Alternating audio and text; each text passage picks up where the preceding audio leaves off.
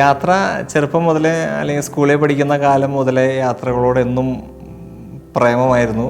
എന്നും സ്കൂളിൽ പഠിക്കുമ്പോഴേ class cut ചെയ്തും അല്ലെങ്കിൽ ടീച്ചറോട് ചോദിച്ചും ഇപ്പോൾ വരാമെന്ന് പറഞ്ഞും അങ്ങനെ പണ്ട് മുതലേ യാത്രയ്ക്ക് പോയിരുന്നു ഞങ്ങൾ. അല്ലെങ്കിൽ ചെറിയ ചെറിയ യാത്രകൾ സ്കൂളിൻ്റെ അവിടുന്ന് അടുത്തുള്ള എങ്ങടെങ്കിലും അല്ലെങ്കിൽ കൂട്ടുകാരുടെ ഒപ്പം എങ്ങടെങ്കിലും ഇൻ്റർവെല്ലിൽ പോയി തിരിച്ചു വരാവുന്ന കൈൻഡ് ഓഫ് യാത്രകൾ പണ്ട് മുതലേ ഉണ്ടായിരുന്നു. ഇപ്പം അതിങ്ങനെ കൂടി കൂടി കൂടി കൂടി അങ്ങ് ഹിമാലയം അങ്ങ് കൈലാസം വരെ എത്തി നിൽക്കുന്നു എന്ന് മാത്രം. ഇനിയും അങ്ങനെ ഇന്ത്യ മുഴുവൻ കാണണം, ഞാൻ എൻ്റെ അമ്മയും കൊണ്ട് ഇന്ത്യ മുഴുവൻ കാണിക്കണം എന്നാണ് എൻ്റെ ആഗ്രഹം നിൽക്കുന്നത്.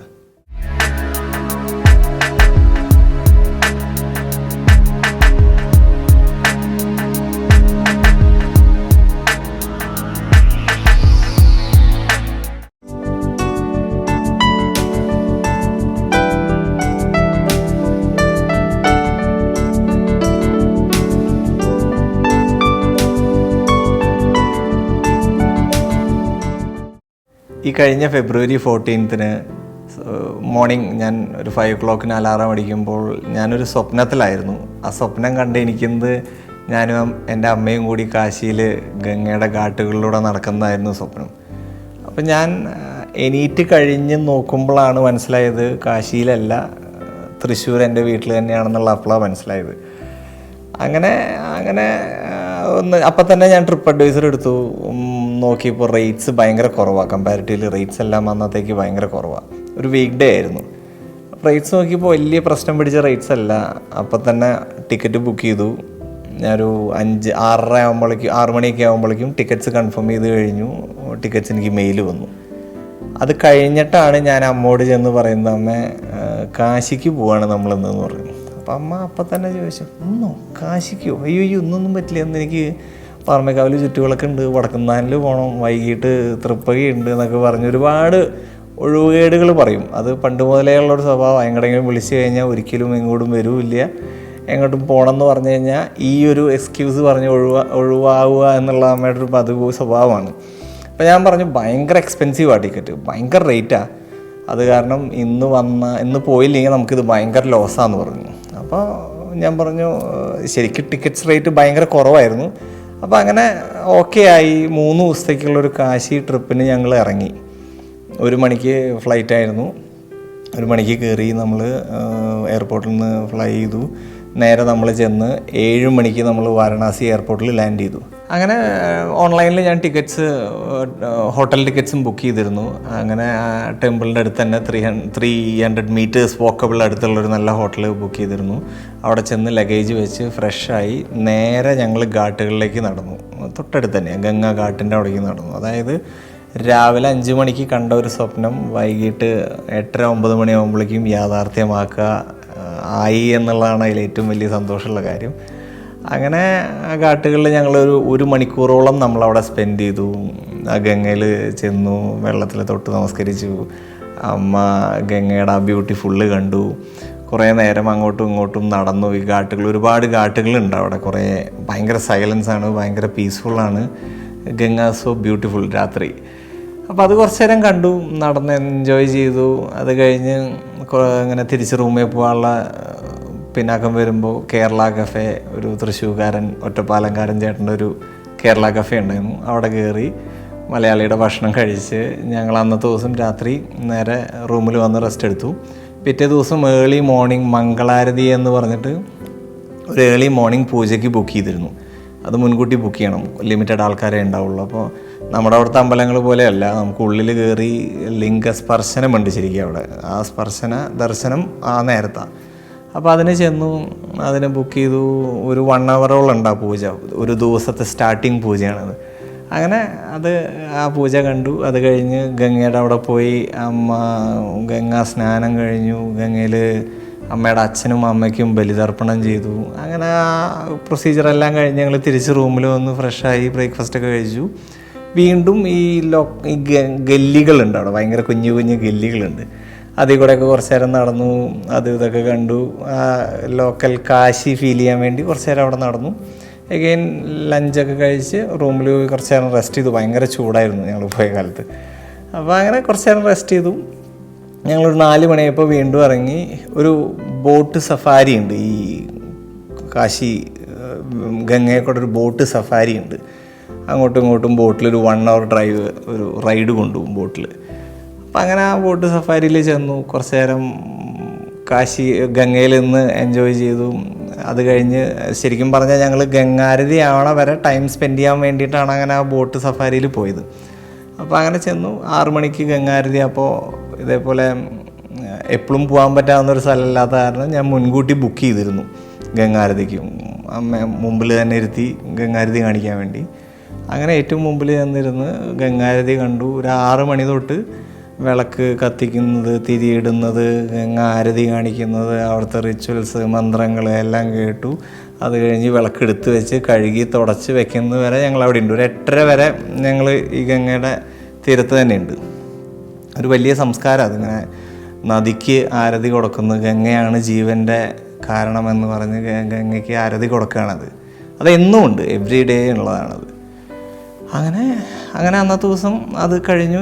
നമ്മൾ നേരെ റൂമിൽ വന്നു, വീണ്ടും റെസ്റ്റ് എടുത്തു. പിറ്റേ ദിവസം 2 ദിവസം നമ്മൾ ലോക്കൽ കാശി ടൂറ്, ഈ സംകട്ട് മോചൻ, ശാന്തി സ്തൂപ, ബുദ്ധൻ വന്ന സ്ഥലം, അങ്ങനെ കുറേ സ്ഥലങ്ങളുണ്ട് അവിടെ.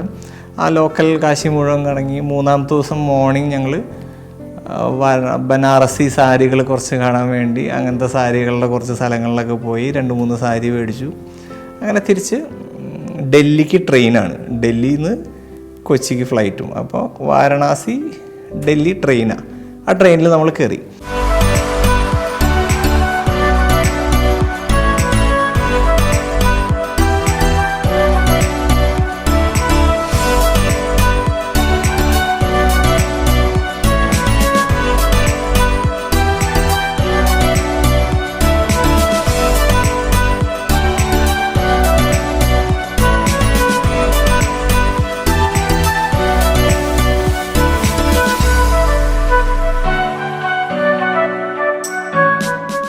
അങ്ങനെ ആ ട്രെയിനിൽ നമ്മൾ ഡൽഹിക്ക് കയറുന്നു. ഡൽഹി ട്രെയിനിൽ ഞങ്ങൾ കയറിയിരുന്നു. കുറച്ച് കഴിഞ്ഞപ്പോൾ TT സാറ് വന്നു. TT വന്നു. നമ്മൾ മലയാളികളാണെന്ന് മനസ്സിലായി. അദ്ദേഹം മലയാളിയായിരുന്നു, ഒരു പാലക്കാടുകാരൻ.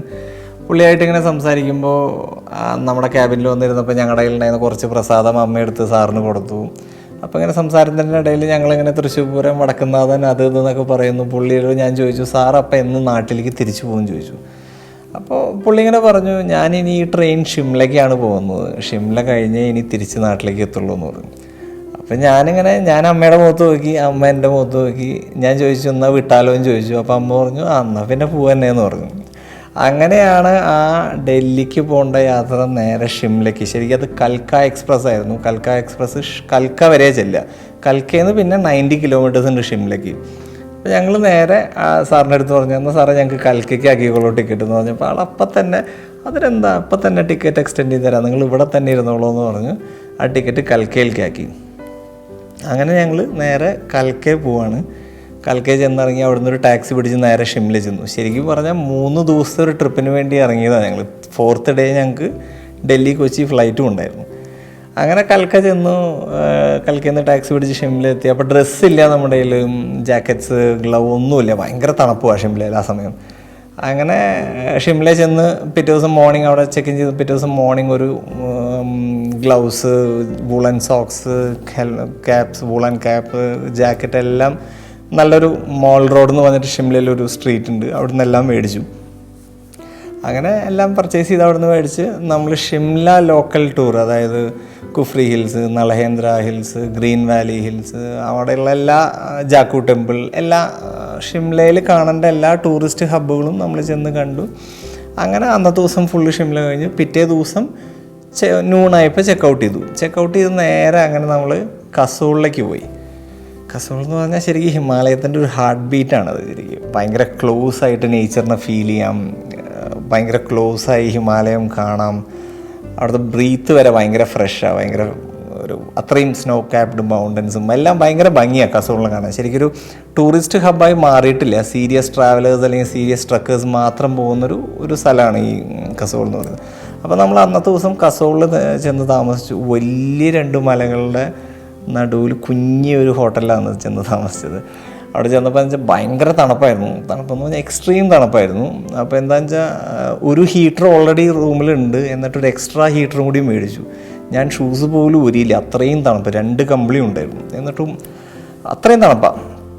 അതാ സീസൺ അല്ലായിരുന്നു അതിൻ്റേതായിട്ടുള്ള. അപ്പോൾ അങ്ങനെ പിറ്റേ ദിവസം മോർണിംഗ് ഞങ്ങളൊരു തൊട്ടടുത്ത് മണിക്കരൻ എന്ന് പറഞ്ഞിട്ടൊരു ശിവക്ഷേത്രമുണ്ട്. അവിടെ ഇങ്ങനെ ഇത്രയും തണുപ്പിൻ്റെ ഇടയിൽ വെള്ളം ഇങ്ങനെ തിളയ്ക്കും. 170 ഡിഗ്രി സെൽഷ്യസിൽ ബ്ലു ബ്ലു ബ്ലു ബ്ലു ബ്ലു എന്ന് പറഞ്ഞ് വെള്ളം തിളയ്ക്കും. അത്രയും ഭയങ്കര സയൻറ്റിഫിക്കലി അത് സൾഫർ കണ്ടൻസ് ആണെന്ന് പറയുച്ചാലും അതിൻ്റെ സ്പിരിച്വൽ റീസൺസ് ശിവൻ തപസ്സിരുന്ന സ്ഥലം, ഭഗവാൻ തപസ്സിരുന്നുകൊണ്ടാണ് ആ ഭാഗത്തിന് അത്ര ചൂട്. അവിടെ ഒരു പാറയുണ്ട്, ആ പാറ ഹോട്ട് കേവ്സ് എന്ന് അറിയപ്പെടുന്നതിന്. പാറയും നമുക്ക് തൊട്ടാൽ പൊള്ളുന്നത്ര പോലെ ചൂടുള്ളൊരു പാറയുണ്ട്.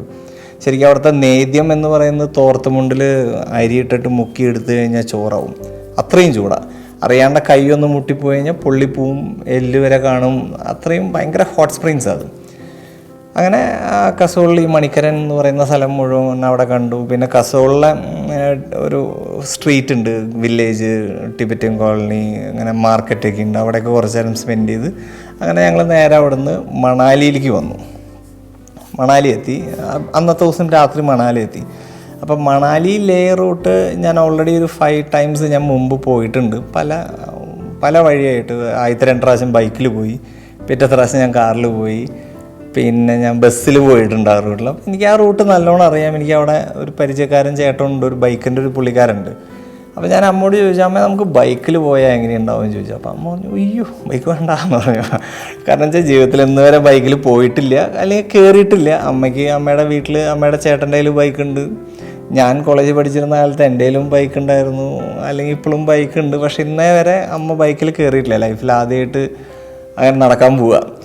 അപ്പോൾ ഞാനങ്ങനെ പറഞ്ഞു, ഞാൻ ബൈക്ക് പറയാം. ബൈക്കിലാവുമ്പോൾ നമുക്ക് പ്രപഞ്ചത്തെ കുറച്ചുകൂടി ക്ലോസ് ഫീൽ ചെയ്യാം, മേഘങ്ങൾ നമ്മുടെ താഴെ കാണാം, അതല്ലെങ്കിൽ പ്രകൃതിയെ നമുക്ക് ആ കാറ്റടിക്കുമ്പോൾ തന്നെ അതിൻ്റെ വ്യത്യാസം പറയാം. കാറിലാവുമ്പോൾ ജസ്റ്റ് ഗ്ലാസ് കയറ്റിയിട്ട് പോവല്ല, അതിൽ യാതൊരു ഫണ്ണും ഇല്ല എന്ന് പറഞ്ഞ് ഞാൻ അങ്ങനെ പ്രലോഭിപ്പിക്കുക ഓരോന്ന് പറഞ്ഞിങ്ങനെ ഞാൻ അങ്ങനെ പൊക്കിക്കൊണ്ടിരിക.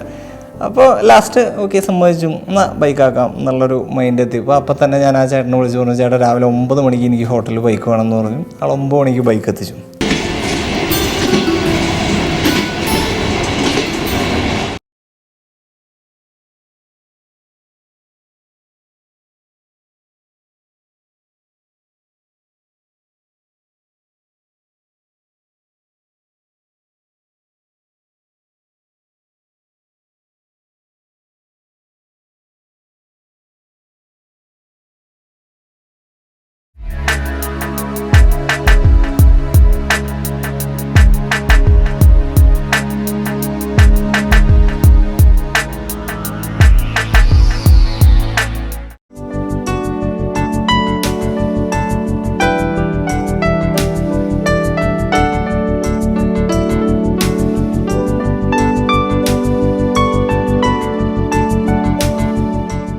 അപ്പോൾ രാവിലെ 9 മണിക്ക് പുള്ളി ബൈക്ക് ഹോട്ടലിൽ എത്തിച്ചു. ഞങ്ങൾ ബ്രേക്ക്ഫാസ്റ്റ് കഴിച്ച് അങ്ങനെ അമ്മ സാരി തന്നെ എടുത്ത് ലൈഫിൽ ആദ്യമായിട്ട് ബൈക്കിൽ കയറാൻ പോവുക.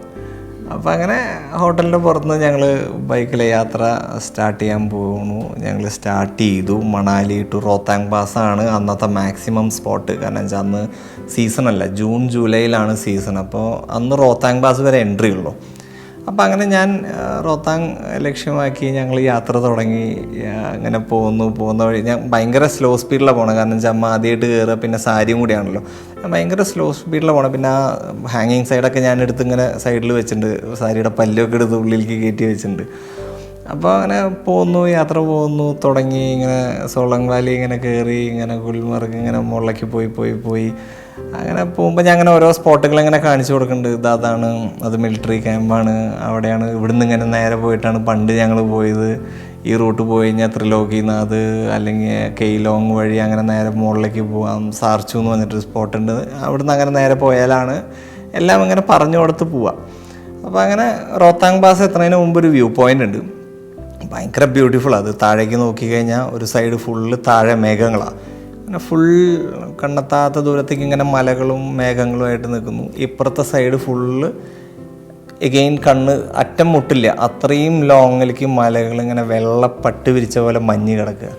അപ്പോൾ എഗെയിൻ ഒരു ഇതുണ്ടായിരുന്നെന്ന് വെച്ചാൽ അമ്മ ജീവിതത്തിൽ ഇന്നേ വരെ ഐസ് കണ്ടിട്ടില്ല, ഫ്രിഡ്ജിൽ മാത്രമേ കണ്ടുള്ളൂ അത്. അപ്പോൾ ആ ഐസ് കണ്ടപ്പോൾ അത് ചെന്ന് ഒരു ഉരുളയാക്കി ബോളാക്കി അത് തട്ടിക്കളിച്ചു, അല്ലെങ്കിൽ ഐസ് ടേസ്റ്റ് ചെയ്ത് നോക്കി. ആക്ച്വലി ഇതെന്താ എൻ്റെ ആ ഫീൽ അറിയാൻ വേണ്ടി അങ്ങനെ ഐസിൽ കിടന്ന് റോൾ ചെയ്തു, ഐസ് ഉരുട്ടി മുകളിലേക്ക് എറിഞ്ഞു.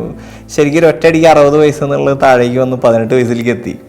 ഞാൻ 2 പ്രാവശ്യം പറഞ്ഞു, 1 മണിക്കൂറോളം ആയപ്പോൾ ഞാൻ 2 പ്രാവശ്യം പറഞ്ഞു, അമ്മ വാ പോവാ, നമുക്ക് ലേറ്റ് ആവുന്നതിന് മുമ്പ്, ഇരുട്ടുന്നതിന് മുമ്പ് താഴെ എത്തണം എന്ന് പറഞ്ഞപ്പോൾ കുറച്ചുകൂടി കഴിഞ്ഞിട്ട്, കുറച്ചും കൂടി കഴിഞ്ഞിട്ട് അപ്പോൾ ഐസിലിരിക്കുകയാണ്. ആക്ച്വലി അമ്മ ഐസിൽ ഇരുന്ന് കിടക്കുന്നു, അതിൽ കിടന്ന് റോൾ ചെയ്തു. ആ മതിയായിട്ടില്ല ഐസിലിരുന്ന്. അപ്പോൾ പിന്നെ ഞാനും ആലോചിച്ചു കുറച്ച് നേരം കൂടി കഴിഞ്ഞിട്ട്. ആ ഗ്യാപ്പിൽ അവിടുത്തെ നാഷണൽ ഫുഡ് നൂഡിൽസാണ്. കാരണം ആ തണുപ്പിൽ അത്രയും ബോഡി ഒന്ന് ടെമ്പറേച്ചർ കയറാൻ വേണ്ടി നൂഡിൽസാണ് അവിടുത്തെ ഒരു ഫുഡ്. അപ്പോൾ ഞാൻ അവിടെ ഉള്ളൊരു പയ്യൻ കടക്കാരൻ്റെ അടുത്ത് പറഞ്ഞു, നൂഡിൽസ് പറഞ്ഞു, ഒരു ചായയും പറഞ്ഞു. അമ്മ ചായ കുടിച്ചു, നൂഡിൽസ് ഇങ്ങനെ കഴിച്ചുകൊണ്ട് ഉണ്ടാക്കുന്ന നേരത്ത് ഞാൻ ആ പുള്ളിയോട് പറഞ്ഞു, ഭയ്യ വോ ഇതർ ബൈട്ടോ സേ ഫോട്ടോ കീച്ചേ എന്ന് പറഞ്ഞ് ഞാൻ ആ പയ്യനെ കൊണ്ട്, ഒരു ചെറുപ്പം പയ്യനാണ്, കുഞ്ഞി പയ്യനാണ്, അവനെ കൊണ്ടാണ് ഇപ്പോൾ നമ്മളെല്ലാവരും കാണുന്ന ഈ സോഷ്യൽ മീഡിയയിൽ കാണുന്ന ആ ഫോട്ടോ ആ പയ്യനെടുത്ത് തന്നാൽ ശരിക്കും. Thanks to him. അങ്ങനെ ചായയും മാഗിയൊക്കെ കഴിച്ച് ഞങ്ങൾ കുറച്ചും കൂടി ദൂരം ഉണ്ട് ചെക്ക് പോസ്റ്റ്. അപ്പോൾ ആ ചെക്ക് പോസ്റ്റ് വരെ വീണ്ടും പോയി. ചെക്ക് പോസ്റ്റ് എത്തിയപ്പോൾ എനിക്കറിയാം തിരിച്ച് പോകണം, അവർ കിടത്തി വിടില്ല, അവരോട് ചോദിക്കുന്നത് തന്നെ മണ്ടത്തരാണെന്നുള്ളതുകൊണ്ട് ഞാൻ ചോദിക്കാനേ നിന്നില്ല. അപ്പം ആ ചെക്ക് പോസ്റ്റിൻ്റെ അവിടെ എത്തിയപ്പോൾ, കാരണം വെച്ചാൽ താഴേന്ന് പെർമിറ്റ് എടുക്കണം, പിന്നെ നമ്മുടെ കയ്യിൽ ഒരു എക്സ്ട്രാ ഫ്യൂവൽ ക്യാൻ നമ്മൾ ക്യാരി ചെയ്യണം, കാരണം ഇടയിൽ ഫ്യൂവൽ സ്റ്റേഷൻ ഇല്ല, പിന്നെ നമ്മുടെ കയ്യിൽ ഡ്രസ്സും ഇല്ല, ലഗേജും ഇല്ല, ഒന്നുമില്ല. അപ്പോൾ അമ്മ ചോദിക്കണം, അയ്യോ നമ്മൾ നേരെ പോകണില്ലേ, നമ്മൾ ലേയിലേക്ക് പോകണില്ലേ എന്ന് അമ്മയുടെ ചോദ്യമായിരുന്നേ. അപ്പോൾ അവിടുന്ന് അങ്ങനെ നേരെ തിരിച്ച് നമ്മൾ താഴെ വന്നു. താഴെ മണാലി എത്തി. മണാലിയിൽ ഇങ്ങനെ ലോക്കൽ പോകാൻ വേണ്ടി ഞാനൊരു കാറ് പറയാമെന്ന് വെച്ചപ്പോൾ കാറ് വേണ്ട, ബൈക്ക് തന്നെ മതി എന്ന് പറഞ്ഞു. അങ്ങനെ local മണാലിയിലുള്ള ഹിഡംബ temple, Manu temple, Vasishth, അടുത്തൊരു ചേർച്ച് ഉണ്ട്, പിന്നെ ഓൾഡ് മണാലി എന്ന് പറഞ്ഞിട്ട് വേറൊരു ഏരിയ ഉണ്ട്, ആ ഭാഗങ്ങളൊക്കെ കറങ്ങി. ഇങ്ങനെ കറങ്ങിക്കൊണ്ടിരിക്കുമ്പോൾ ഈ ഹോട്ടൽസൊക്കെ ബുക്ക് ചെയ്യുന്നത് കാർഡ് ത്രൂ ആയ കാരണം നമ്മൾ അറിഞ്ഞില്ല. കയ്യിലെ കാശ് കഴിയുമ്പോഴാണ് ഞാൻ അറിഞ്ഞത് കയ്യിലെ കാശ് കഴിഞ്ഞു തുടങ്ങി. കാരണം വെച്ചാൽ 3 ദിവസത്തേക്ക് വന്ന ട്രിപ്പായിരുന്നു. 10th ഡേ ആണ് ഞാനത് അറിഞ്ഞത്, 10ാമത്തെ ദിവസമായി എന്നുള്ളത്. അങ്ങനെ പിറ്റേ ദിവസം നേരെ ഡൽഹിക്കുള്ള വണ്ടി പിടിച്ചു, ഡൽഹി എത്തി. ഡൽഹിയിൽ നിന്ന് നേരെ 11th ഡേ ഞങ്ങൾ കൊച്ചി പിടിച്ച് ഞങ്ങൾ ആ വഴി അങ്ങനെ അവിടെ അവസാനിപ്പിച്ചു. ആ യാത്ര അങ്ങനെ അവിടെ തീർന്നു.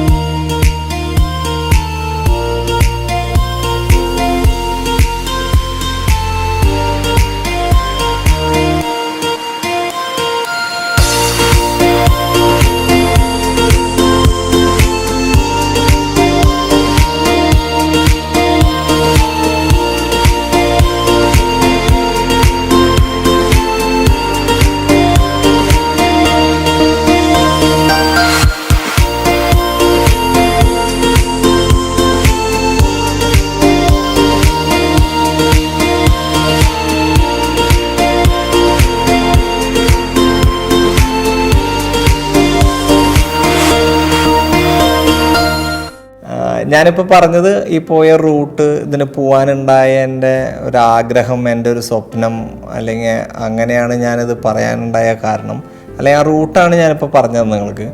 ഇതിൻ്റെ പോയതിൻ്റെ അനുഭവവും അതിലുണ്ടായിരുന്നൊരു എക്സ്പീരിയൻസും അതിൻ്റെ സന്തോഷവശങ്ങളും എൻ്റെ അമ്മ നിങ്ങൾക്ക് പറഞ്ഞു തരും. അപ്പോൾ കുറച്ചും കൂടി നിങ്ങൾക്ക് ആ ഫീല് കിട്ടും.